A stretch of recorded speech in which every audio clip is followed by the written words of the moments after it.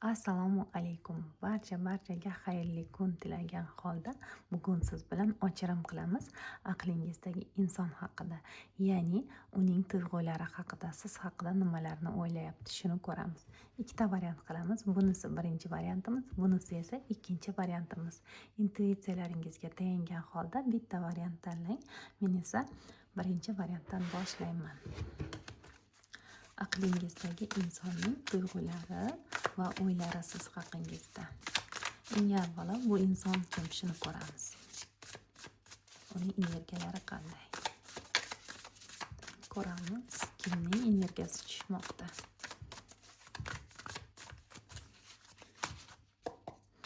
Demak, kimning energiyasi tushmoqda?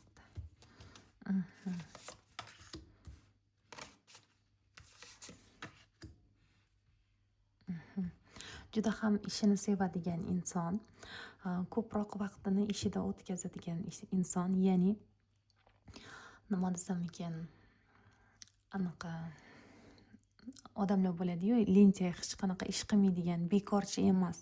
Har doim biror narsa ustida ishlaydigan inson.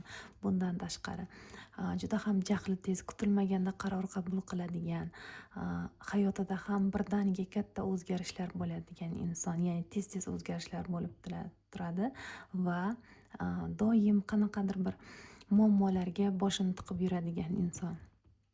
Va balki bu inson sizdan uzoqda bo'lishi mumkin, orangizda ayriliq bo'lgan bo'lishi mumkin, kutilmaganda ayrilgan bo'lishingiz ham mumkin.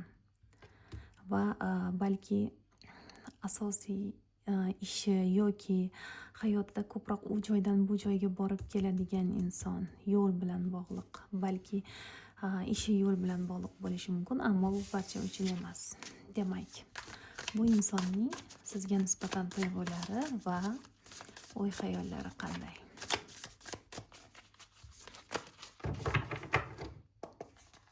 Tuyg'ulari qanday sizga nisbatan?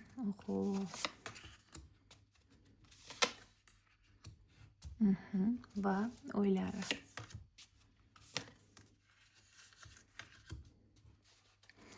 Demak, tuyg'ulari qandaydir bir raqobat tuyg'usi bor. Balki aytganimdek, ayrilgan bo'lsangiz, hali ham arazlashuv bor. Tuyg'ularida chalkashlik bor. O'zi tuyg'ulari bilan ham o'zi bilan o'zi kurashyapti bu inson.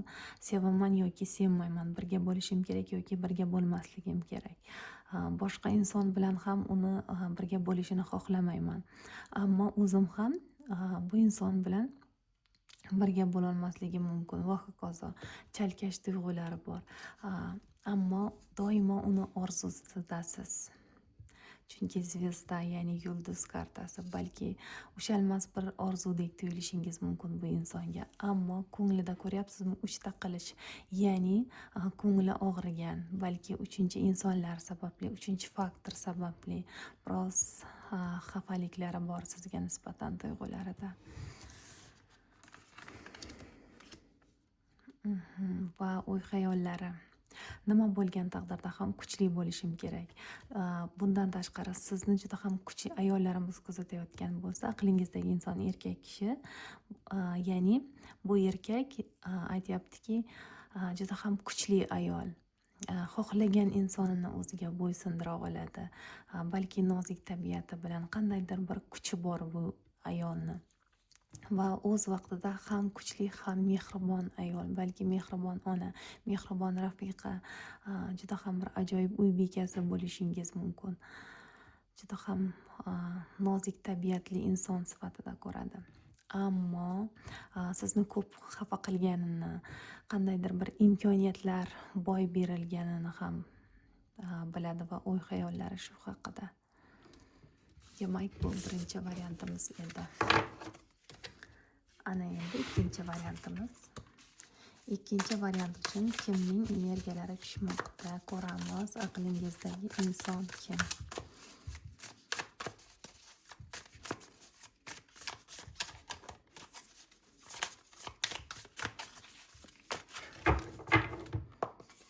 Aqlingizdagi inson kim?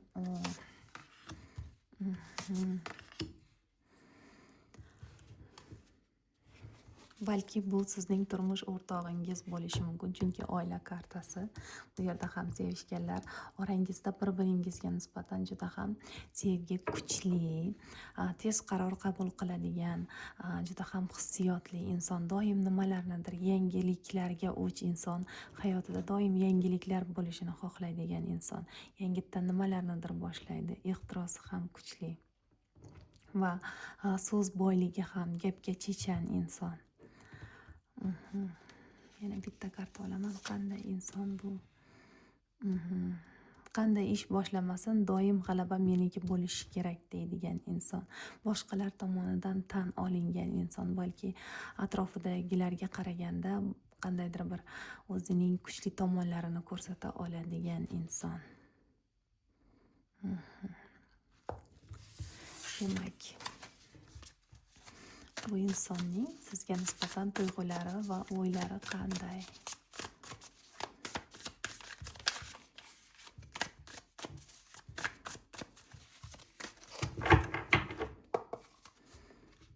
Sizga nisbatan tuyg'ulari.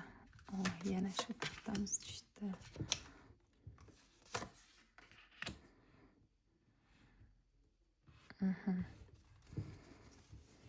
Va o'ylari qanday?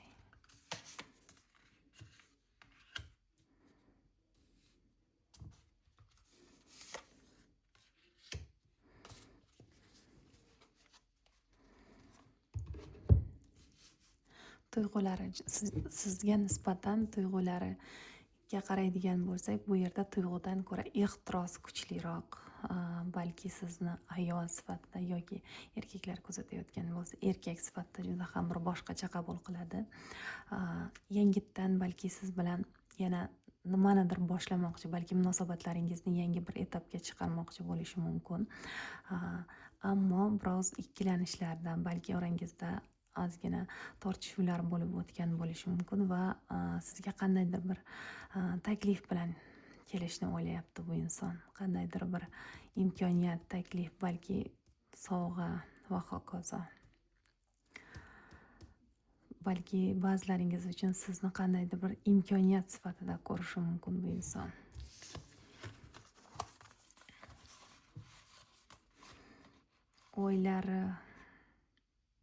O'ylariga keladigan bo'lsak, hozirda biroz yolg'iz qolishni xohlaydi va ikkilanishlarda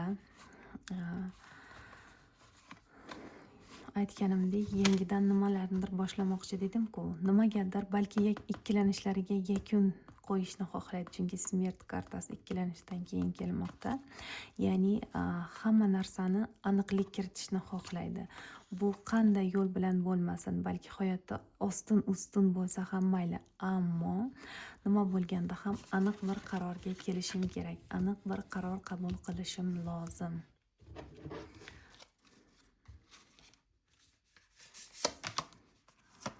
Aytib o'tganimdek, oldingizga qandaydir bir taklif bilan kelishi mumkin bu inson. Uning o'ylari shunday, ya'ni oldiga borishim kerak, ammo biroz o'ylab olgandan keyin ikkilanishlarimga yakun qo'yishim kerak demoqda. Demak, bu ikkinchi variantimiz edi. Barchaga katta rahmat. Siz bilan hozircha xayrlashaman.